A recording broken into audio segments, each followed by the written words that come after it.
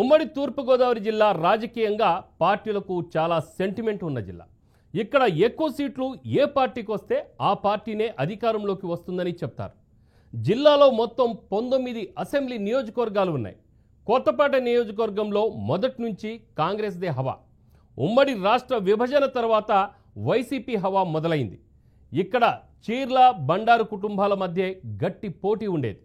1999 ఎన్నికల్లో టీడీపీ తరఫున ఎమ్మెల్యేగా గెలిచిన బండారు సత్యానందరావు చీర్ల జగ్గిరెడ్డి తండ్రి సోమసుందర్ రెడ్డిపై 3 సార్లు పోటీ చేసి 2 సార్లు నెగ్గగా, జగ్గిరెడ్డిపై 5 సార్లు పోటీ చేసి 2 సార్లు నెగ్గారు. బండారు సత్యానందరావు మొత్తం 8 సార్లు ఎమ్మెల్యేగా పోటీ చేసి 4 సార్లు విజయం సాధించగా, మరో 4 సార్లు ఓటమి చెందిన కులముద్ర లేని నాయకుడిగా సత్యానందరావు నియోజకవర్గ ప్రజలకు దగ్గరయ్యారు. Watch the story.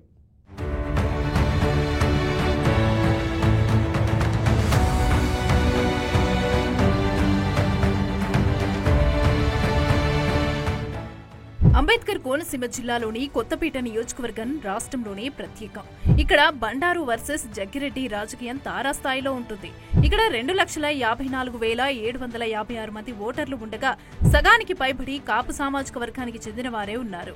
ఎస్సీ ఓట్లు 47,376, బీసీ ఓటర్లు 78,481 మంది ఉన్నారు.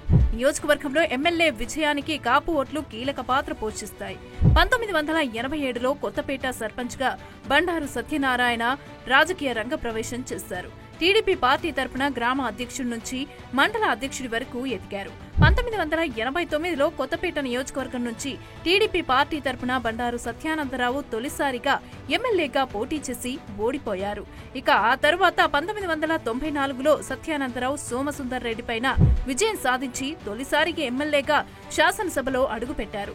1999లో సోమసుందర్ రెడ్డి పైన సత్యానందరావు పోటీ చేసి రెండవసారి ఎమ్మెల్యేగా విజయం సాధించారు. ఇక 2003లోనూ కాంగ్రెస్ అభ్యర్థి చీర్ల జగ్గిరెడ్డిపై టీడీపీ ఓటమి పాలయ్యారు. అనంతరం చిరంజీవి పెట్టిన ప్రజారాజ్యం పార్టీ నుంచి 2009లో జగ్గిరెడ్డి పైన పోటీ చేసి విజయం సాధించారు.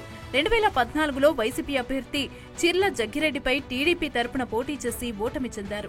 అలాగే 2019లోనూ వైసీపీ అభ్యర్థి చీర్ల జగ్గిరెడ్డి పైన టీడీపీ సత్యానందరావు ఓటమి పాలయ్యారు. 2024లో వైసీపీ అభ్యర్థి చీర్ల జగ్గిరెడ్డిపై టీడీపీ కూటమి అభ్యర్థిగా పోటీ చేసి సత్యానందరావు విజయం సాధించారు. 2024లో జరిగిన సార్వత్రిక ఎన్నికలలో కొత్తపేట నియోజకవర్గం నుంచి 56,479 ఓట్ల మెజార్టీతో చీర్ల జగ్గిరెడ్డిపై బండారు సత్యానందరావు ఘన విజయం సాధించారు.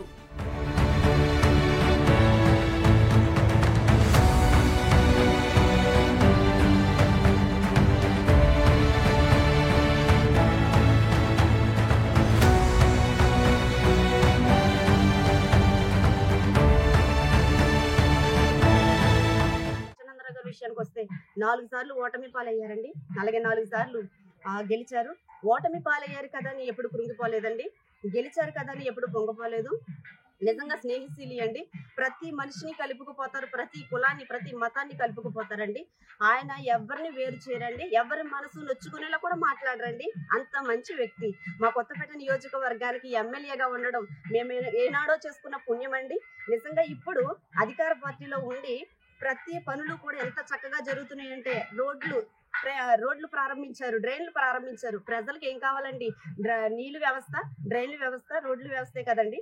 అలాగే విద్య డొక్క సీతమ్మ గారు భోజన పథకాన్ని కూడా పెట్టారు చక్కగా పవన్ కళ్యాణ్ గారు. అలాగే చక్కగా ముందుకు కొనసాగిస్తున్నారండి. ఏ ఇబ్బంది అయితే లేదు. నిజంగా అధికార పార్టీ చాలా చక్కగా ప్రజల్లో పనిచేస్తుంది. పనిచేసే తీరు కూడా ప్రజలు మెచ్చుకుంటున్నారండి. ఎమ్మెల్యే బండారు సత్యానందరావు కులాలకు అతీతంగా పనిచేస్తారని మంచి పేరు ఉంది. కులముద్ర లేని నాయకుడిగా సత్యానందరావు నియోజకవర్గ ప్రజలకు దగ్గరయ్యారు. విజయం అంచుల వరకు వచ్చి 2 సార్లు ఓటమి చెందటంతో ప్రజల్లో ఆయనపైన సానుభూతి పెరిగి ఈసారి మంచి మెజార్టీతో గెలుపొందారు. నియోజకవర్గ అభివృద్ధికి ఆయన ఎంతగానో కృషి చేశారని ప్రజలు చెబుతారు. ఇక సత్యానందరావు హయాంలో కొత్తపేట కోర్టు కోసం భూమి కొనుగోలు చేసి భవనాల నిర్మాణం చేశారు. కొత్తపేట మార్కెట్ యార్డ్, రావులపాలెం, అరటికాయ మార్కెట్ యార్డ్ల కోసం భూములు కొనుగోలు చేసి భవనాల నిర్మాణం చేశారు. కొత్తపేట ఏరియా ఆసుపత్రిని 50 పడకల ఆసుపత్రిగా అభివృద్ధి చేశారు. అలాగే నియోజకవర్గంలో పలు వంతెనల నిర్మాణం చేపట్టారు. ఆత్రేయపురం మండలం వసంతవాడలో ఎత్తిపోతల పథకం నిర్మాణం చేసి రైతులకు నీరు అందించారు. ఇక గ్రామాలలో సురక్షిత మంచినీటి కోసం వాటర్ ట్యాంకుల నిర్మాణం చేసి ప్రజల మన్ననలు అందుకున్న నేతగా ముందుకు సాగుతున్నారు.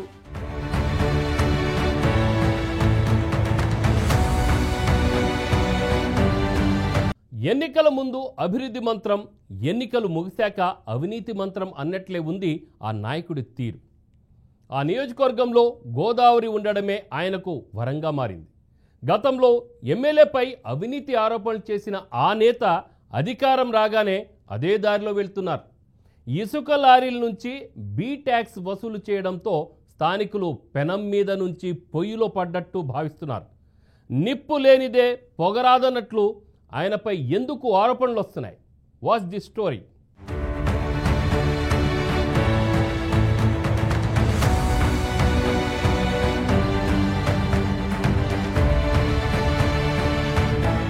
అంబేద్కర్ కోనసీమ జిల్లాలోని కొత్తపేట నియోజకవర్గం రాష్ట్రంలోనే ప్రత్యేకం. ఇక్కడ బండారు వర్సెస్ జగ్గిరెడ్డి రాజకీయం తారాస్థాయిలో ఉంటుంది.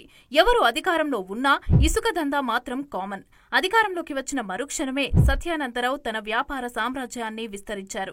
లిక్కరు సిండికేట్లో ఆయన ప్రధాన వాటాదారుడిగా ఉండటంతో నియోజకవర్గంలో ఉన్న బెల్ట్ షాపులను అధికారులు అరికట్టలేకపోతున్నారు.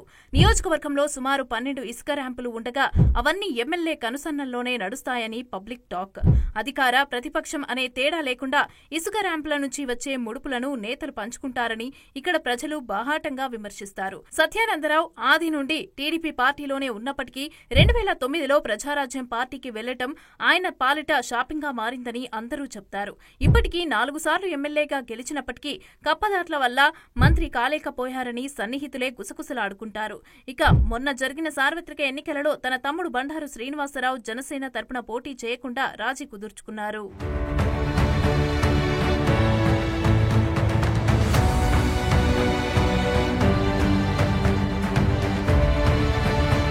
కొత్తపేట ఎమ్మెల్యేగా తెలుగుదేశం పార్టీ నుంచి పోటీ చేసిన బండారు సత్యానందరావు గెలిచారు. ఎన్నికలకి ముందు కొత్తపేట నియోజకవర్గంలో విస్తృతంగా ప్రచారం చేస్తూ మాజీ ఎమ్మెల్యే జగ్గిరెడ్డిపైన విపరీతమైన ఆరోపణలు చేశారు. ఇసుక దోచేస్తున్నారంటూ గోలగోల చేశారు. ఎమ్మెల్యేగా గెలిచిన 2 నెలలకే అవే ఆరోపణలు బండారు సత్యానందపైన గుప్పుమంటున్నాయి. ఇక కొత్తపేటలో కేంద్రీకృతమైన ఇసుక తుఫాను ఇప్పుడు బండారు వైపు మళ్లింది. కొత్తపేట నియోజకవర్గంలో 3 ఇసుక స్టాక్ పాయింట్లు ఉన్నాయి. కొత్తపేటలో 1, రావులపాలెంలో 2 ఉన్నాయి. కూటమి ప్రభుత్వం అధికారంలోకి రాగానే ఉచిత ఇసుకను ప్రారంభించారు. పేరుకే ఉచిత ఇసుక, దోపిడీ మాత్రం తారాస్థాయిలో ఉందనే విమర్శలు వినిపిస్తున్నాయి. ఒక్కొక్క లారీ నుంచి బండారు బీ ట్యాక్స్ వసూలు చేస్తూ బండారు కోట్ల రూపాయలు దండుకుంటున్నారనే వార్తలు నియోజకవర్గం వ్యాప్తంగా గుప్పమంటున్నాయి.